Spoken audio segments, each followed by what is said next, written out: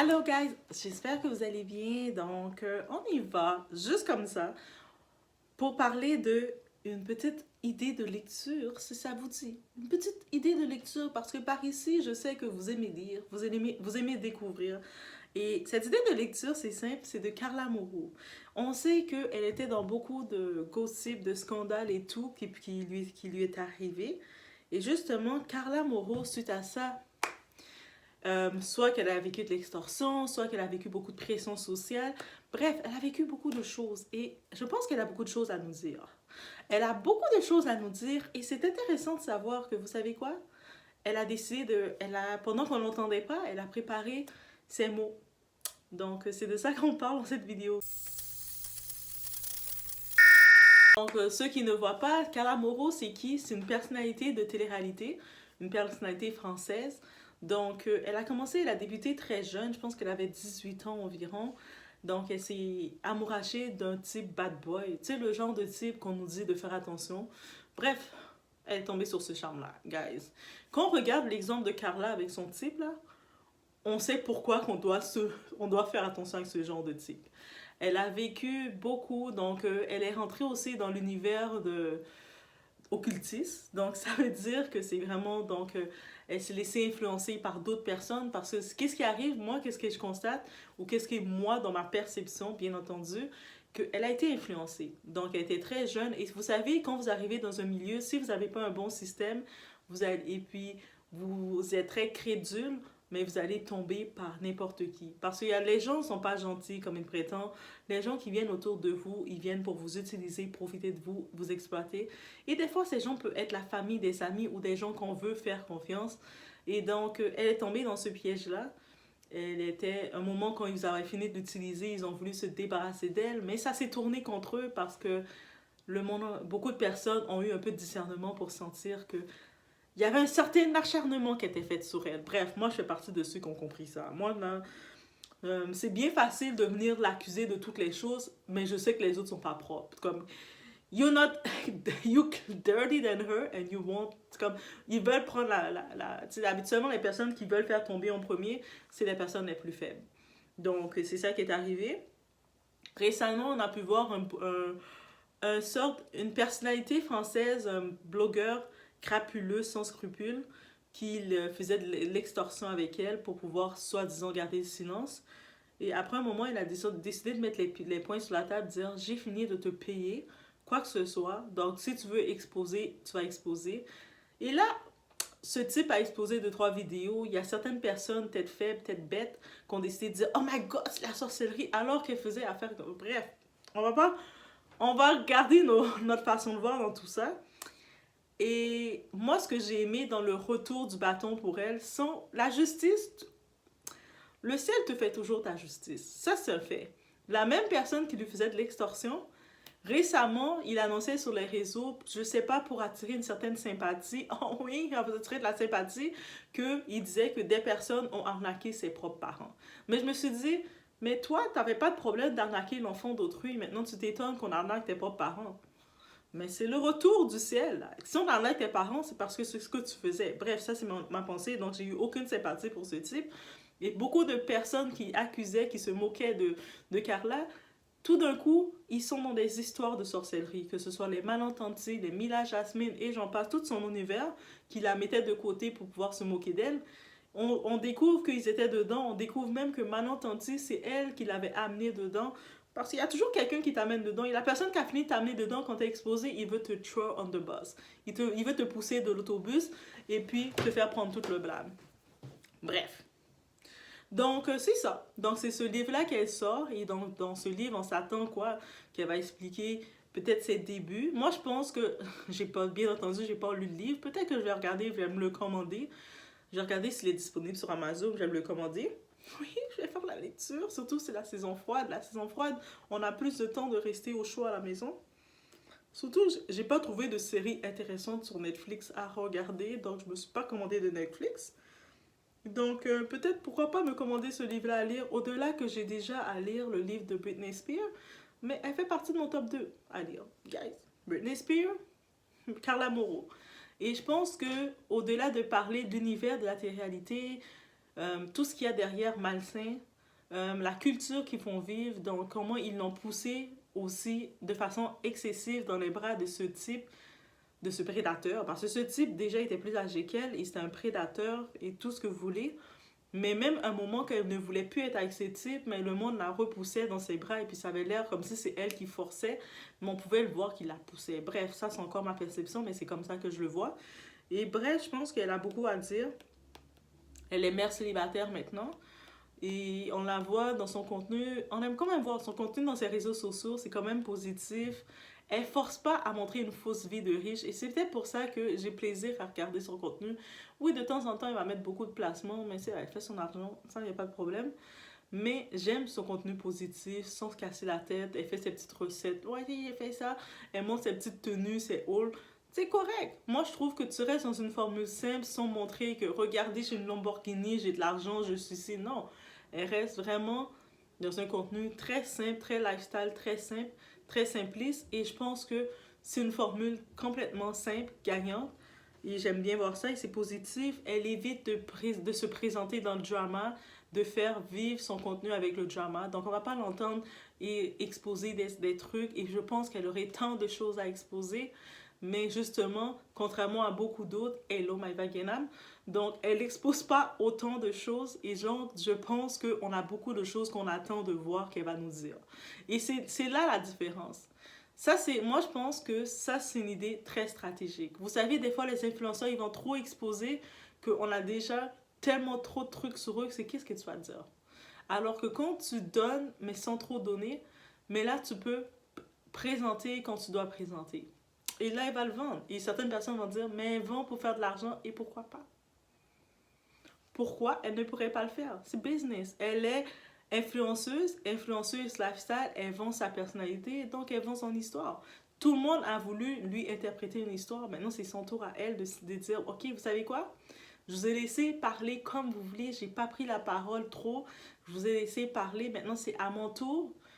Je me suis débarrassée de ce jaguar, de cet homme, de cet homme, de ce bibite, de cette bibite à deux pattes. Oh, cet homme est tellement... De Kevin Gage, là, il est tellement là, c'est le type de prototype, je me dis, mais ok, je peux comprendre les filles dans la télé sont allées vers lui pour avoir des séquences parce qu'ils sont prêts à se vendre. La plupart des filles, ils sont toutes dans le milieu qu'elles se vendent déjà. Ils peuvent faire des séquences avec lui. Mais il a zéro charme. Même quand il parle, il boit. Bref. Bref. En plus, il mettait toujours la faute pour dire que c'est Carla le problème, Carla le problème. Là, il est plus avec elle, il peut plus la mettre comme problématique. On se rend compte que c'est lui le problème. Mais moi, désolé là, pour moi, désolé. Je trouvais qu'il était déjà problématique, ce type-là, dès que j'ai pu comprendre que il était en train de forniquer avec l'ex de son cousin qu'il appelle mon petit frère. Pour moi, j'étais déjà comme, mais lui, s'il a même pas le sens familial, il a le sens de quoi? Il n'a pas les valeurs de mariage et rien. Moi, je dis n'importe quelle femme qui se retrouve avec ce type-là, tu as ce que tu mérites. Là, il ne faut pas se dire, oh, mais non, mais peut-être qu'il a changé. Non, un type comme ça, une énergumène comme ça, désolé, ça ne change pas. Oui, oui, oui, ça va être dur, c'est très dur, mais il faut arrêter de se dire, ah, mais il était comme ça avec elle parce qu'elle a forcé, avec une autre, il va être mieux. Non, une énergumène comme ça, peu importe qu'est-ce qu'il veut prétendre, la couleur de chandail qu'il met, ça va rester ce qu'il est. Donc arrêtez, mesdames, de croire que quand vous regardez le profil, le CV de lui, et de croire qu'avec vous, il va être différent. C'est sûr qu'il va blâmer toutes ses ex. Il va blâmer elle, c'est la faute de elle, c'est la faute de elle, c'est la faute de elle, parce qu'il ne se remet pas en question. Et quelqu'un qui ne se remet pas en question comme lui, dites-vous que c'est impossible. Donc je veux, et puis en plus, on peut comprendre, il y avait certains petits points qui laissaient entendre qu'il usait de violence avec elle. Donc, on peut comprendre que quand tu es soumise, tu es jeune, tu es soumise sur la pression de beaucoup de monde autour. Les Jessica, tu venais toutes les grandes têtes autour qui voulaient faire des séquences, vendre une histoire tragique et il l'a sacrifié avec lui. Donc, il avait la pression un peu de rester dans ses bras. Au-delà de ça, ce type-là, il a violenté. He wasn't nice with her. So, guys, je pense qu'il a de quoi nous raconter et à exposer. Et puis, je pense que peu importe ce que le monde va essayer de dire, ils vont sûrement essayer de sortir de quoi. Par contre, récemment, ça a été dans le point de vue inverse. Pourquoi? Parce que j'ai vu Maïva Guénam, qui était son ancienne amie, qui disait, oh, elle a fait de la sorcellerie contre moi avec une fausse sorcière, donc une fausse voyante. Donc moi, je me dis, j'essaie de faire le... Est-ce que le monde sont connectés à la même façon que moi? Elle s'est fait avoir par une fausse voyante qui n'est pas en mesure de faire aucune magie. Vous comprenez? C'est une fausse voyante, c'est une arnaqueuse. Et elle s'est fait connecter par elle, qui l'a filmé pour l'exposer, pour l'extorquer. Et là, maintenant, ça veut dire que toute la sorcellerie on a stimulée pour la faire faire, c'est a aucun effet. Et là, maintenant, par contre, ils ont dit, oui, mais c'est elle. L'enfant d'un tel est malade, mais c'est sûrement elle. Mais comment c'est elle si elle faisait affaire avec une fausse voyante? Mais c'est peut-être s'il y avait d'autres voyantes derrière. Parce qu'on sait que dans ce milieu-là, ils ont toutes consulté. Moi, j'étais tellement surprise et je suis tellement contente parce que le monde aime tellement voir, quand on associe l'occultisme, le monde de l'occultisme, de la magie, de la sorcellerie, de tout ce que vous voulez, on l'associe à l'Afrique noire, que aux personnes noires. On dit c'est juste nous qui connaissons ça. Alors que les personnes de couleur blonde, les cheveux blonds, là, ils sont encore plus sorciers que nous. Et l'histoire des sorcières là, de Mathusalem, là, les sorcières de Salem, pas Mathusalem, de Salem. Et c'était réel, là. Le temps, là, qui faisait leur sort, tous les films de sorcières, c'est des histoires basées sur du vrai. Ils étaient encore plus freaks que nous. Nous, l'occultisme, le côté spirituel, on l'utilise pour connecter avec la nature. Nous, du côté Afrique, afro-descendant, c'est pour connecter avec la nature. C'est sûr, dans chaque chose, il y a du bon, il y a du mauvais. De la même façon, dans la religion, il y a du bon, il y a du mauvais. Il y a des bonnes personnes, il y a des mauvaises personnes. On sait parce qu'il y a des mauvais qui utilisent l'argent pour faire n'importe quoi. Mais bref, c'était juste ça que je tenais à dire. Et dites-moi dans les commentaires, prévoyez-vous commander ou lire votre livre de Carla Moreau pour savoir. Parce que moi, je pense, dans tous les livres qui sont sortis, si elle nous expose des choses, parce que des fois, il ne faut pas se fier de l'eau qui dort. Elle est toute tranquille, tout ça, elle parle pas trop. Mais elle, là, elle a tout à nous sortir, là. Elle est prête à sortir sa vérité. Je pense qu'elle va exposer de partout les choses.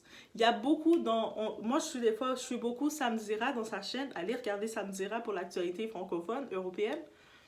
Et il y a beaucoup de candidats, surtout dans le plateau des Marseillais, qui racontent beaucoup de choses. Par exemple, on a Vincent Shogun qui parlait que lui, il était rendu presque le dealer de la place Iroh. Quand il arrivait dans un tournage, il faisait des signes.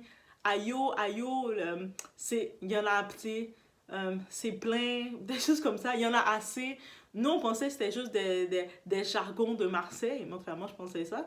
Mais après, on a pu comprendre que quand il disait il y en a assez, il parlait des produits illicites. Alors que nous, on était comme... Il avait même mis un t-shirt pour dire assez. Est-ce que vous voyez comment ils sont tordus? Donc, ça veut dire qu'elle, qui a été là aussi longtemps, je sais qu'elle a vu beaucoup de choses. Et je veux qu'elle nous expose. Je veux qu'elle expose toute l'industrie. Tout le monde, ils l'ont tout trahi, ils l'ont tout mis au bûcher. Maintenant qu'elle arrive comme, j'ai rien à perdre. Vous savez, quand vous avez mis quelqu'un au bûcher, là, vous avez voulu briser le caractère à fond de la personne, quand elle dit sa vérité, elle n'a pu à rien cacher pour personne. Là. Et c'est là que ça devient encore plus croustillant, parce qu'elle n'a plus rien à cacher pour personne dans l'industrie. Elle est éloignée de tout le monde. Là, maintenant, d'un coup, on voit Maïva Guénam qu'elle est prête à faire la paix avec elle. Pourquoi tu veux faire la paix avec elle? Il y a quelques jours de ça, c'est cette même Maïva Guénam qui était dans une soirée, qui s'est fait mettre dehors de la soirée parce qu'elle était en train d'insulter la mère de Carla Moreau, qui n'a jamais fait de tournage, qui n'a rien à voir dedans. Ça veut dire que garde ta même énergie, Maïva Guénam, et va t'acheter le livre, commence à souligner les passages, parce que je pense qu'elle va exposer à complet. Elle va exposer qui a couché et qui couche avec quelle production et qu'est-ce qu'ils font pour que les producteurs les mettent bien. Elle va tout exposer. Elle va vous dire tout. Comment ils consomment. Shogun, il a avoué qu'il consommait. On a l'autre là, que Virgile. Maintenant, Virgile, il est dans un centre de psychiatrie parce qu'il a développé à cause de cette dépendance dans les produits. Il a avoué qu'il en fait justement développer beaucoup de tics nerveux. Donc, il a la bipolarité et d'autres tics. Il est rendu dans un état que des fois, il parle, Virgile. Il y a des entrevues qu'il avait faites, un moment, 24 heures avec Samzira. Allez voir cette entrevue aussi. Donc, je vous dis, je vous donne les références. Le monde va dire, ah, mais non, c'est pas vrai. Elle va avoir les références. Vous ne pouvez pas avorter avec moi que c'est pas vrai. Elle va avoir les références, tu vas le voir. Donc, bref. Et tous eux autres, ils donnaient beaucoup de détails. Et puis eux autres, par contre, on sentait qu'ils étaient sur la réserve. Par exemple, Vincent Shogun, malgré qu'il sait qu'à cause qu'il a été en prison, il a un casier, tout ça, il ne peut plus faire de télé. Mais on se sentait encore sur la réserve, comme si il est encore il veut rester proche, naviguer proche de l'industrie en espérant qu'on lui donne une chance. Virgile, il sait que c'est fini, des fois il se laisse aller, mais il est sur médication. Chaque personne, des fois ils viennent, ils essayent, mais... Et puis j'ai remarqué, ceux qui ils veulent exposer complètement, soit ils se taisent complètement, ils s'en vont, ou soit, ou peut-être ils sont sur contrat aussi, ou soit on les fait refaire la télé.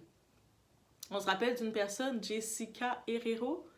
Elle, dans cette dernière, dans une de ses, avant qu'elle avait laissé la télé, les Marseillais, elle nous annonçait, moi c'est terminé, moi je fais plus jamais de la télé, moi c'est terminé, télé-réalité, finito, finito, pipo. Après on l'a vu dans les 50. C'est sûr, là elle a un beau rôle, ils l'ont bien mis en valeur, mais on peut comprendre que il y a un contrat qui a été signé parce qu'elle commençait, elle était au début quand elle laissait, elle commençait à exposer un petit peu. Donc là maintenant je pense que Carla, en se retirant complètement, on s'est en fait retiré complètement, elle est liée à aucun contrat, elle dit là maintenant j'expose tout, what if. Et I'm here for that, so guys, laissez-moi savoir si vous prévoyez regarder le vidéo. C'est pas une vidéo. Si vous prévoyez commander son livre ou vous procurer son livre.